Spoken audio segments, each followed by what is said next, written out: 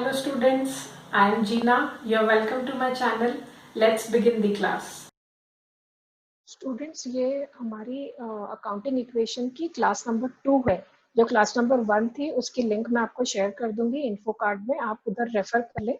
उस वाली क्लास के अंदर हमने सारे बेसिक्स सीखे थे कि अकाउंटिंग इक्वेशन क्या है, उसका फॉर्मेट क्या है, कैसे वो बनाई जाएगी and all those things, right. इस वाली लेक्चर के अंदर हम एक कॉम्प्रिहेंसिव क्वेश्चन स्टडी करने वाले फ्रेंड्स।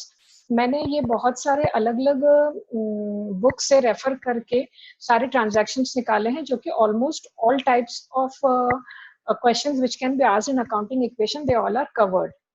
यहाँ पे you can just hold on your screen और take a screenshot so that you will have all the questions here itself, that there are 18 transactions. You can just note it down, right? तो अब हम solution देखते हैं। Solution बनाने के लिए आपको सबसे पहले तो ये फॉर्मेट बनाने लेना है कि फर्स्ट कॉलम में पर्टिकुलर्स आएगा, 4-5 कॉलम आप एसेट्स के लिए बना लीजिए, ठीक है। उसके बाद एक इक्वल टू साइन का कॉलम बना लीजिए, फिर 4-5 कॉलम आप कैपिटल और लायबिलिटीज के लिए बना लीजिए। अब ये क्वेश्चन शुरू करने के पहले मुझे ये नहीं पता है कि इन कॉलम्स में मुझे नाम क्या क्या देना होगा, बट अभी मैं एक शॉर्ट में एसेट्स एंड लायबिलिटीज लिख लेती हूँ। हर एंट्री में जिस जिस चीज की रिक्वायरमेंट होगी वैसे वैसे हम नाम यहाँ पे लिखते जाएंगे। I hope you are with me and you are understanding what I'm trying to tell you, right? पहला ट्रांजैक्शन है कि एक्स ने अपना बिजनेस स्टार्ट किया है विद कैश 5 लाख रुपीज। तो मैंने कैश में 5 लाख की एंट्री कर दी, यहाँ पे हेडिंग कैश की डाल दी, and then capital also 5 lakh rupees I have written. Now I will tally the equation. It is both sides 5 lakh rupees, right? Now when I go to the second transaction, it says that the bank account is open. So I will reduce my cash क्योंकि cash निकाल के मैंने bank में deposit कर दिया है, so -25 and +25,000। इसके बाद हम एक लाइन खींच के न्यू इक्वेशन वर्ड लिखेंगे और यहाँ पे हम एक न्यू इक्वेशन बना देंगे। इसमें से ये फिगर माइनस की ये आ गया एंड कैपिटल 5 लाख ही रहा मेरा, कैपिटल पे कोई चेंज नहीं है। नेक्स्ट एंट्री में हम जाते हैं, कैश में परचेज किए तो मेरा कैश माइनस हो गया, ठीक है, और मेरा स्टॉक बढ़ गया, ठीक है। उसके बाद मैं वापस से न्यू इक्वेशन बना लूंगी and every time it is very important that I keep on checking my total, that these are the assets and this is the liability, so these total should match. अगर ये match नहीं हो रहा है then definitely there is some mathematical error and I should go back and check it. Next transaction में credit में purchases किए, Y limited से किए, तो स्टॉक तो मेरा बढ़ गया, ओके, बट मेरा कैश पे कोई इफेक्ट नहीं आया because it is credit purchase. किस पे इफेक्ट आएगा? एक न्यू लायबिलिटी जो हमने कॉलम्स बनाए थे, एक कॉलम पे आप लिख लीजिए वाई लिमिटेड, या फिर बहुत सारे ऐसी एंट्रीज आएगी तो सन्ड्री क्रेडिटर्स लिख देंगे एंड उसके अंदर हमने ये एंट्री कर दी है। फिर हम न्यू इक्वेशन वापस से बना लेंगे। Next entry question part number 5 कि हमने चेक से पेमेंट किया वाई लिमिटेड को, तो हमने वाई लिमिटेड में से -10,000 कर दिया, बैंक बैलेंस को भी 10,000 से कम कर दिया एंड फिर वापस से हमने हमारी न्यू इक्वेशन बना ली है। अभी हम जाते हैं सिक्स्थ एंट्री पे। In this entry it is told that we have return the goods. Return the goods से ये मतलब है कि हमें वाई लिमिटेड के गुड्स पसंद नहीं आए, they were not up to the mark, हमने रिटर्न कर दिए। तो हम अब वाई लिमिटेड को भी 10,000 रुपए कम देंगे क्योंकि भैया हम सामान लौटा रहे हैं, तो यहाँ से -10,000 कर दिया और सामान जा रहा है तो मेरा स्टॉक भी 10,000 से कम हो गया। वापस से हमने नई इक्वेशन बना ली बैलेंसिंग करके, ये तो सेम रहा, ये वाला फिगर भी हमारा सेम रहा, इसमें से 10,000 कम होके ये आ गया हमारा, ये यहाँ पे सेम रहा और ये भी हमारा 10,000 कम होके ये आ गया। नेक्स्ट एंट्री में क्या हो रहा है कि we have sold the goods in cash और 5,000, कॉस्टिंग बीइंग 4,500, मतलब मेरे गुड्स की कॉस्ट कितनी थी? 4,500 थी, बेचा कितने में? 5,000 में। तो यहाँ पे मेरे 3 इफेक्ट्स है, ट्राई एंड अंडरस्टैंड स्लोली। मुझे कैश कितना मिला? 5,000, ओके। स्टॉक कितने से कम होगा? 4,500 रुपए से। एंड एक और इफेक्ट क्या आएगा? मुझे प्रॉफिट हुआ and this profit goes to the owner, तो कैपिटल में +500। ठीक है, समझ में आ गया तीनों इफेक्ट। यहाँ से कॉस्ट प्राइस कम की, यहाँ पे प्रॉफिट ऐड किया और यहाँ पे हमने टोटल हमें जितना पैसा रिसीव हो उतना हमने कैश में ऐड किया। नेक्स्ट एंट्री में वो बोल रहे हैं कि वाई को फुल सेटलमेंट में इतने पैसे दे दिए। तो अब देखते कितना देना था उसको। एक्चुअली हमको 80,000 देने थे एंड वी आर सेइंग कि ये पूरी डील ओवर हो गई है, तो पूरे 80,000 माइनस कर दिए, जिससे वाई का बैलेंस न्यू कितना रह गया? 0, राइट। अब कैश कितना दिया है? एक्चुअली मैंने कैश तो केवल 78,000 ही दिया है, तो I will subtract only 78,000 from my cash. अब 2,000 का मुझे प्रॉफिट है, प्रॉफिट किसको जाता है? ओनर को, 2000 यहाँ पे प्लस कर दिया. Again I will find out the new equation. तो बच्चा आपको समझ में आ रहा है कि नहीं? अगर नहीं आ रहा है तो आप मुझे कमेंट में लिखिए. I will try to make even better video and give more explanation.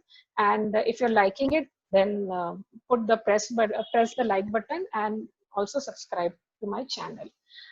ठीक है, हम नेक्स्ट एंट्री पे जाते हैं. अभी हमारे कैश विड्रॉल्स हो रहे हैं.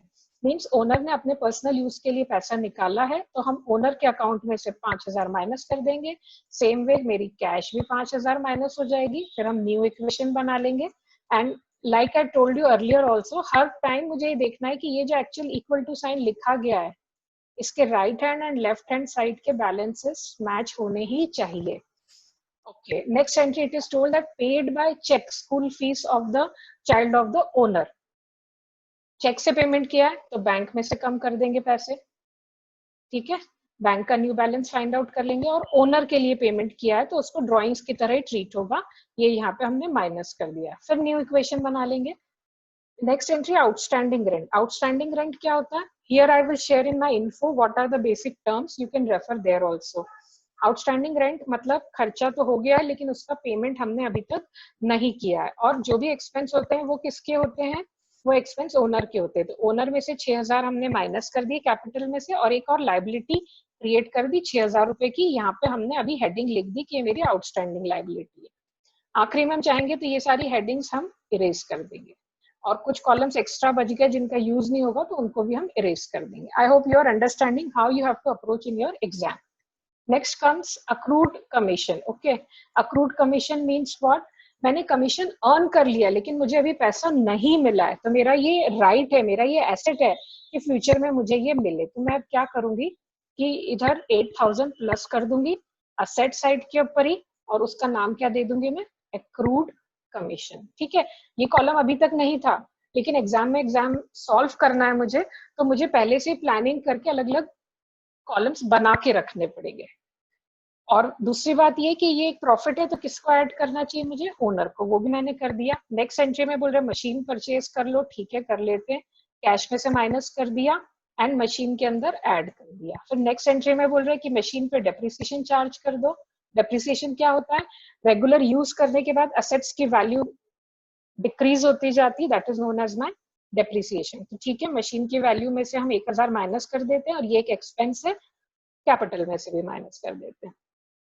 फिर वापस बोल रहे कि गुड्स को घर ले गए for personal use of the owner. तो क्या करेंगे? ड्राइंग्स ही है, but drawings not in form of cash but in the form of goods है. तो भी कैपिटल में से जो हमने इतना माइनस कर दिया, और सेम हम स्टॉक में से कम कर देंगे. अगर कैश विड्रॉ किया होता तो कैश पे माइनस कर देते, बैंक से लिया होता तो बैंक से माइनस कर देते, अगर मशीन उठा के घर ले गए होते तो मशीन में से माइनस कर देते. And so we have to see कि ड्राइंग्स किस फॉर्म में की गई है. यहाँ एंट्री नंबर 15 तक हो गया. 16 में क्या बोल रहे हैं कि सैलरी पे की. It is easy enough. Cash में से 8000 माइनस कर दो, कैपिटल में से 8000 माइनस कर दो.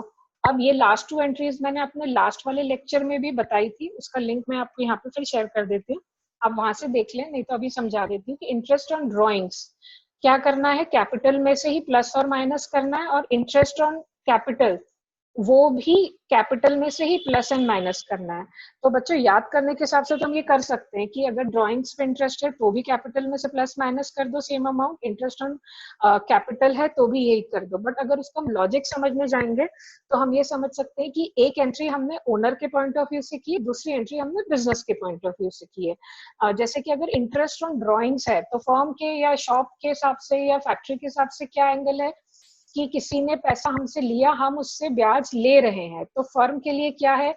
एक तरीके से प्रॉफिट है तो प्लस कर दो. ओनर के पॉइंट से देखोगे उसको ब्याज देना पड़ रहा है तो माइनस कर दो.